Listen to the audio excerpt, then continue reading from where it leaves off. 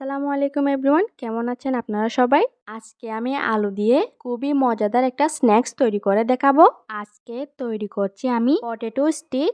অল্প কিছু উপকরণ দিয়ে এই স্ন্যাক্সটি তৈরি করে নেওয়া যাবে খুবই সহজে। বিকেলে চায়ের সঙ্গে এরকম একটা স্ন্যাক্স খেতে কিন্তু দারুণ লাগবে। আমি আশা করছি আমার আজকের রেসিপি আপনাদের কাছে খুবই ভালো লাগবে আর সহজও লাগবে। তাহলে দেখে নিচ্ছি কিভাবে তৈরি করতে হয় ক্রিসপি পটেটো স্টিক। এর জন্য এখানে আমি নিয়েছি সিদ্ধ করে রাখা আলু। আমি এখানে 3টা আলুকে ছোট ছোট টুকরা করে সিদ্ধ করে নিয়েছি। এরপর এই আলুগুলাকে খুব ভালোভাবে ম্যাশ করে নিচ্ছি।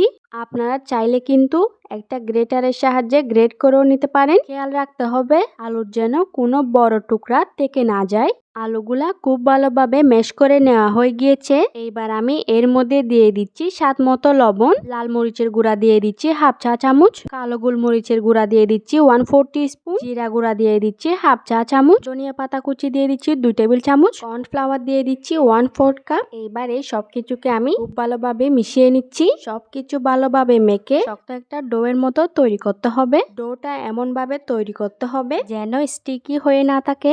আপনাদের ডোটা যদি স্টিকি লাগে তাহলে আরো কিছুটা কর্নফ্লাওয়ার অ্যাড করে নেবেন। এবার আমি এখানে সামান্য একটু আলু নিয়ে পাতলা করে এগুলাকে স্টিক শেপ করে নিচ্ছি। আমি এগুলাকে চিকন আর লম্বা করে নিচ্ছি। আপনারা চাইলে আরো ছোট বা আরো চিকন করেও করে নিতে পারেন। যত বেশি চিকন করে করা যাবে স্টিক গুলো খেতে তত বেশি ভালো লাগবে। আমি একইভাবে করে সবগুলা তৈরি করে নিয়েছি।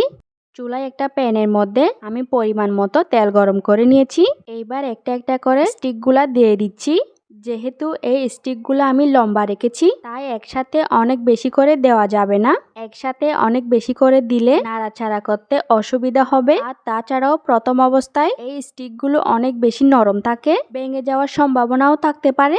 চুলার হিটটাকে হাই মিডিয়ামের মাঝামাঝি রেখে স্টিকগুলাকে ভেজে নিতে হবে একদম ক্রিস্পি করে। উল্টে পাল্টে কিন্তু এই স্টিকগুলাকে সমানভাবে ভেজে নিতে হবে, তা না হলে এক পাশ থেকে বেশি কালার হয়ে যাবে আর আরেক পাশ থেকে কম হবে। দেখতেই পাচ্ছেন এই স্টিকগুলার মধ্যে সুন্দর একটা কালার চলে আসছে। এইগুলা ভাজতে কিন্তু খুব একটা সময় লাগেনি, 5 থেকে 6 মিনিটের মতো সময় লেগেছে। এখন আমি এই স্টিকগুলাকে একটা ছাঁকনিতে করে তেলটা জড়িয়ে তুলে নিব। আর এই তো তৈরি হয়ে গেল ক্রিসপি পটেটো স্টিক। আর এটাকে আপনারা কেচাপের সাথে পরিবেশন করতে পারবেন। আশা করছি আমার আজকের এই রেসিপিটা আপনাদের কাছে খুবই ভালো লেগেছে আর সহজ লেগেছে। ভালো লাগলে আপনারা এটা বাসায় ট্রাই করে দেখতে পারেন। অল্প সময়ে আর অল্প কিছু উপকরণ দিয়ে এই স্ন্যাক্সটি তৈরি করে নিতে পারবেন। তাহলে আজ এই পর্যন্তই। আপনারা সবাই ভালো থাকবেন, সুস্থ থাকবেন। আসসালামু আলাইকুম।